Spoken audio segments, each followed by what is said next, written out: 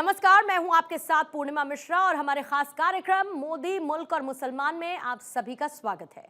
मोदी मुल्क और मुसलमान इसीलिए क्योंकि आज जब भारत दुनिया की 5वीं सबसे बड़ी अर्थव्यवस्था है और आने वाले 5 सालों में तीसरी सबसे बड़ी इकोनॉमी बनने की राह पर है, तो कामयाबी का यह सफर भारत के मुस्लिमों के योगदान के बिना संभव नहीं है।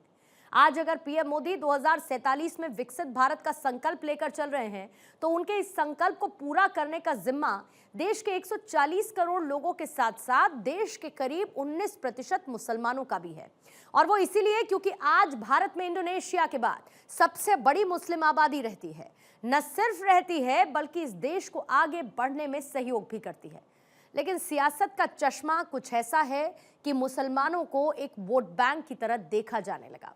इस वोट बैंक के अपने अपने ठेकेदार भी पैदा हुए, लेकिन इन ठेकेदारों से मुस्लिमों को क्या मिला, ये बड़ा सवाल है। लेकिन उससे भी बड़ा सवाल ये कि आखिर आज देश के मुस्लिम मोदी सरकार के बारे में क्या सोचते हैं, क्योंकि पीएम मोदी की नेशनल पॉलिटिक्स में एंट्री से पहले ही एक नैरेटिव तैयार कर दिया गया था। नैरेटिव ये कि वो देश के मुस्लिमों को बतौर नेता पसंद नहीं, वो मुसलमानों के बीच अलोकप्रिय हैं। लेकिन क्या वाकई में ऐसा है, और इस तरह के नैरेटिव्स जिस बुनियाद पर गढ़े गए उनकी हकीकत क्या है, ये भी सवाल महत्वपूर्ण है। सवाल ये भी है कि आखिर देश के मुस्लिमों के प्रधानमंत्री मोदी और उनकी सरकार के प्रति विचार क्या है। क्या वाकई वो उन्हें नापसंद करते हैं या फिर उनसे प्यार करते हैं? हमारा कार्यक्रम मोदी मुल्क और मुसलमान इन्हीं सवालों की पड़ताल करता है। और इसी सिलसिले में जब हम शहर दर शहर गुजरे तो जो जवाब मिले वो न सिर्फ दिलचस्प थे बल्कि आंखें खोलने वाले भी थे। इसीलिए आज आपको भी हमारा ये शो जरूर देखना चाहिए, ताकि मुस्लिमों को वोट बैंक की तरह देखे जाने की जगह देश के विकास में उनकी भागीदारी, उनकी जरूरतों और उनके विचारों को भी सुना और समझा जाए। और जिस बुनियाद पर प्रधानमंत्री मोदी को लेकर मुस्लिमों के बारे में नैरेटिव्स गढ़े जाते हैं, उनकी हकीकत भी बेपर्दा हो जाए।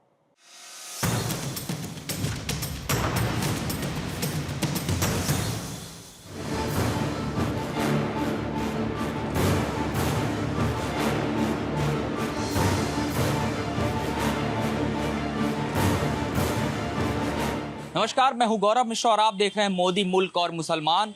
हम बात कर रहे हैं आज राजधानी दिल्ली में तमाम मुस्लिम वर्ग से, उन लोगों से जो बताएंगे कि भारतीय जनता पार्टी की अगर बात करें, केंद्र सरकार की बात करें, तो दरअसल जो फैसले हुए हाल के 10 सालों में उसका कितना बड़ा असर पड़ा, उन्हीं लोगों से सीधे बातचीत करते हैं। मोदी सरकार की अगर बात करें, खास करके मुस्लिम वर्ग को अगर हम देखें, जिस तरीके से सरकार ने कुछ महत्वपूर्ण फैसले किए हैं, उसमें आप कौन से फैसले को सबसे सटीक देखते हैं और क्या कहेंगे इस पे? देखिए, सबसे पहला जो महत्वपूर्ण फैसला मोदी सरकार का था कि 1,15,000 के करीब यहाँ से हज करने हाजी जाया करते थे। हिंदुस्तान का कोटा मात्र 1,15,000 था, तो तकरीबन 85,000 के करीब कोटा जो मोदी जी ने बढ़वाया वो वाकई काबिल तारीफ़ है। और इसके अलावा जो ट्रिपल तलाक का जो फैसला है वो बहुत शानदार था।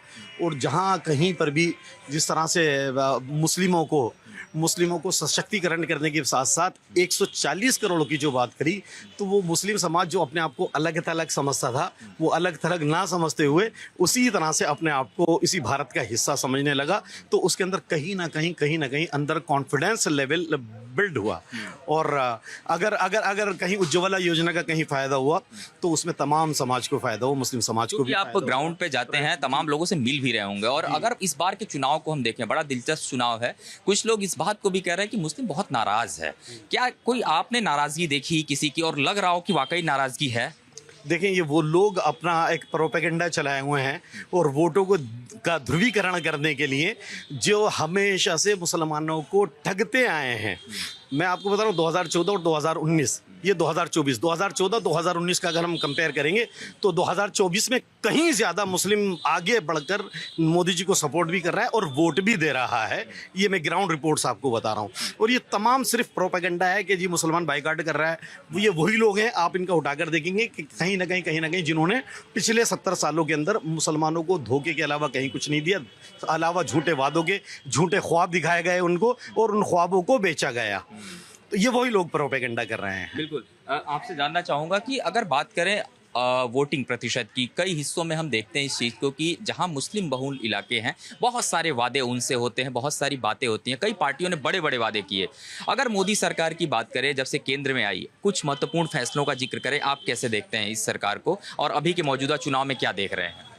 देखिए, पिछले चुनाव में भी जैसे उत्तर प्रदेश का चुनाव हुआ था, माना जा रहा था कि मुसलमान जो है वो उत्तर प्रदेश में जो योगी सरकार बनी है उस सरकार के खिलाफ वोट करेगा, लेकिन उसकी हिमायत में, उसके समर्थन में वोट किया। और अभी भी जो 2 चरणों का चुनाव, 3 चरणों का चुनाव यूपी वगैरह में हुआ है, खास करके मुस्लिम क्षेत्र में हुआ है, उसमें आप यकीन करिए कि उसमें इन सारे सो कॉल्ड सेकुलर जमातों को बड़ा धचका लगेगा कि मुसलमान एक इतनी अच्छी तादाद में वोट कर रहा है। ये हमेशा पहले मुसलमान को एंटी बीजेपी बना करके पेश किया करते थे और मुसलमान इस उसमें रहता था कि हम बीजेपी को हराने के लिए वोट करें। पहली बार ऐसा होने जा रहा है, या पहले भी होता था कि मुसलमान अब अपने डेवलपमेंट के लिए वोट करने जा रहा है और बीजेपी हुकूमत को इसीलिए करने जा रहा है। जैसे समाज के दूसरे लोग जो है वो डेवलपमेंट की उस मुख्य विचारधारा से जुड़ के उन्होंने तरक्की की है, मुसलमान भी अब उसी तरक्की की राह पर उनके साथ कंधे से कंधा मिला के चलने को तैयार है। ये मैं इस इलाके के मुसलमानों की सोच बता रहा हूँ। इनके झूठे बहकावों में अब आने वाला नहीं मुसलमान। हालांकि पूरी कोशिश ये लोग किसी न किसी तरीके से पोलराइज करने के मूड में वो हिंदू मुस्लिम का विचारधारा पूरा मुद्दा लेकर के चलते हैं, उनके बीच में आके बहकाने और गुमराह कुन प्रोपेगेंडे को लेके चल रहा है। तो इस बार वो नहीं चलने वाला। और मोदी सरकार ने जो जो काम किए हैं, जैसे बताया भाई ने भी, हज का काम किया उन्होंने, मुसलमानों की एजुकेशन के ताल्लुक से काम किया उन्होंने, और दूसरे जो जो काम किया, तो उसके अंदर मुसलमान अब हर तरीके से, आप मानते हैं काम हुए और बगैर किसी भेदभाव के हुए हैं। अगर आयुष्मान योजना का मामला आया है तो सबका इलाज बगैर किसी भेदभाव के हुआ। अगर घर बनाने का, आवास योजना का मामला आया, पूरे यूपी के अंदर, पूरे देश के अंदर देख लीजिए, जो मोदी की योजनाओं के तहत जो मकान बने, तो सब हिंदू मुसलमान सबको, और मुसलमानों को बल्कि मैं समझता हूँ 1% ज़्यादा ही मिला होगा। उन्होंने बगैर किसी भेदभाव के जो है ना इस काम को किया। तो तरक्की के जो काम, जो ग्राउंड के ऊपर करने वाले काम थे, उन कामों को मुसलमानों ने सराहा है। और हमारी माओ बहनों ने, खासकर ये कुछ गुंडे बदमाश टाइप लोग जो है ना, वो बीजेपी सरकार के, मोदी सरकार के खिलाफ काम करना, बहकाना चाहते हैं, तो वो उनको बहकाने का काम वो अपना कर रहे हैं। हम लोग अब महकाने का काम कर रहे हैं।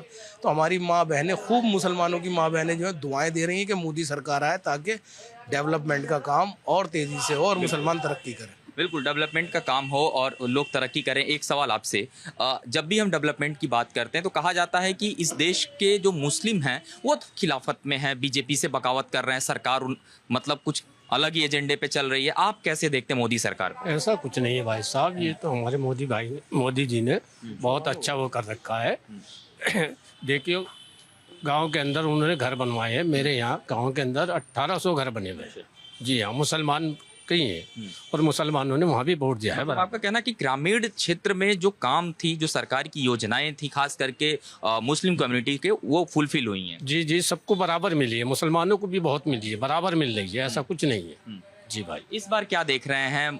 वोटर्स की बात करें, मुस्लिम लोगों की बात करें, क्या देख रहे हैं इस बार और किस तरीके से वोटिंग कर रहे हैं वो? ऐसा कुछ नहीं है, बहुत मुसलमान भाई और बहनें भी बहुत वोट दे रही हैं, ऐसा कुछ नहीं। हम भी जाते हैं घर घर, तो वो सब कहते हैं कि हम वोट मोदी जी को ही देंगे, उनका काम जो है बहुत अच्छा है। बिल्कुल, काम की बात हो रही है। हाँ, आप कुछ उसमें बता रहे हैं। देखिए, जिस तरह से आपको याद होगा कि एक मरतबा राजीव गांधी प्रधानमंत्री रहते हुए अपने भाषण में कहा था कि यहाँ से सेंट्रल से 1 रुपया चलता है और 16 पैसे नीचे जाकर पहुँचते हैं। आज 16 पैसे भी नहीं खाए जा रहे, बिल्कुल 1 रुपया जो सेंट्रल गवर्नमेंट की तरफ से चल रहा है, पूरा का पूरा 1 रुपया लग रहा है। प्रधानमंत्री आवास योजना हो, उज्ज्वल योजना हो, या सब मेरी बहनों को गैस सिलेंडर मिला हो, या इसके अलावा जो शौचालय वगैरह जो भी बने ना, उसका सबको फायदा हो रहा है। इसके अलावा सड़क निर्माण, हाईवे निर्माण, ये इसका जो फायदा हो रहा है ना, तमाम इस देश में बसने वाले हर एक इंसान को पहुंच रहा है, हर एक जनता के एक फर्द को पहुंच रहा है। ग्रास रूट तक आज से पहले कभी भी काम नहीं हुआ था। इसी सरकार ने जमीनी रूट्स पर जाकर, जमीनी हकाइक को देखते हुए, जमीनी सच्चाई को देखते हुए, इस सरकार ने, मोदी सरकार ने काम किया है। और पिछड़े वर्ग को बिल्कुल पूरी तरह से उभारने का काम किया, ओबीसी को उभारने का काम किया, SC ST को उभारने का काम किया है, और अल्पसंख्यक समुदाय खासकर मुस्लिम समुदाय की को जिस तरह से कॉन्फिडेंस लेवल बिल्ड किया है वो इसी सरकार ने बिल्ड किया है। कुछ पार्टियों का कहना है कि ट्रिपल तलाक को लेकर बड़ी नाराजगी है और राम मंदिर अयोध्या में बना दिया इसकी नाराजगी है। क्या ये चीज भी एक वजह है, इस तरीके की बातें हो रही हैं? बिल्कुल भी नहीं, मैं वही बता रहा हूँ ना, ये वही लोग प्रोपेगेंडा कर रहे हैं जो हमेशा आज से पहले 2014 से पहले भारतीय जनता पार्टी और RSS का डर दिखाकर मुसलमानों को कहीं ना कहीं ठगते थे, झूठे ख्वाब दिखाते थे और उन्हें डरावना ख्वाब बीजेपी और RSS के लिए दिखाते थे। लेकिन अब यहाँ का मुसलमान, भारत का मुसलमान बिल्कुल पूरी तरह से समझ चुका है, वो इनकी बातों में नहीं आना, और बढ़ चढ़कर अब तक मोदी सरकार को हराने के लिए वोट दिया करते थे, लेकिन इस बार मोदी को जिताने के लिए, फिर से तीसरी बार प्रधानमंत्री बनाने के लिए देश का मुसलमान ठान चुका है। मुस्लिम राष्ट्रीय मंच ने ठाना है मोदी जी को तीसरी बार प्रधानमंत्री बनाना है। बिल्कुल, आपसे जानना चाहूंगा, योजनाओं की बात करें, जाहिर सी बात है घर घर उन्होंने बताया कि मकान बन रहे हैं, आप किस तरीके से देखते हैं, काम हुए हैं? जैसे अभी साबरीन साहब ने बतलाया, अभी मुरादाबाद की बात है, हमारे गली में वहीं रहते हैं, कॉलोनी के अंदर ही, तो वहाँ पे उन्होंने किश्तों पे प्लाट लिया था। वहाँ पड़ोसी का मकान बन रहा था प्रधानमंत्री आवास योजना से, तो उनको पता चला, उन्होंने भी कहा कि हमारा मकान, तो मकान उनका किश्तें पूरी नहीं हुई थी, तो जिससे प्लाट लिया था उसने उनको कहा नहीं मैं रजिस्ट्री कराता हूँ कि आपका ये मकान बन जाएगा। उन्होंने उस मुस्लिम बहन का मकान बनाया। तो कहीं आपस में वो नहीं है, भेदभाव वाली बात नहीं है। उज्ज्वला योजना के लिए भी बतलाया भाई साहब ने, जो योजनाएं हिंदू भाइयों को मिली वही मुसलमानों को मिली। इससे पहले चुनाव जो हुआ था उसके अंदर बहुत मुस्लिमों ने वोट किया, इंशाल्लाह आने वाले उसमें भी वोट करेंगे इंशाल्लाह, और हो रहा है, वोट कर रहे हैं। नाराजगी नहीं है, मतलब कोई नाराजगी नहीं है। नाराजगी तो असल में जो वैसे लोग हैं ना, तो अदर पार्टी वाले वो जाहिर करवाते हैं कि ये है वो है, लेकिन ऐसा कुछ नहीं है। मुस्लिम जो है आज के टाइम में मोदी सरकार से बहुत खुश है। मैं उत्तर प्रदेश का रहने वाला हूँ, वहाँ पे आप ये लगा लो कि 1.5-2 किलोमीटर हम पैदल जाते थे तो शाम के टाइम डर लगता था, लेकिन आज 12 बजे, 1 बजे, 2 बजे रात को किसी भी टाइम चले जाते हैं, कोई डरने वाली बात नहीं है। कानून व्यवस्था आप मानते हैं पूरी तरीके से, चाहे कहीं की भी सरकार रही हो, कानून व्यवस्था दुरुस्त हो गई?